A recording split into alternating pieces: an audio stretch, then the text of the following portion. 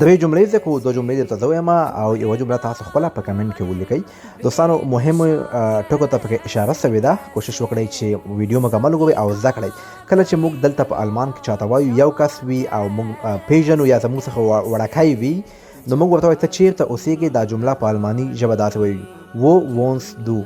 که چیرته تاسو دفتر ته ځئ، ستاسو څخه دغه کس غټ وي یا نه پیژنئ، تاسو څخه مشر وي، په آلمان کې دفترونو کې اکثره وي، بیا تاسو هغوی ته وایي تاسو چیرته اوسېږئ. مؤدبانه شکل سره یو کس وي، تاسو ورته وایي wo wohnen Sie، wo wohnen Sie.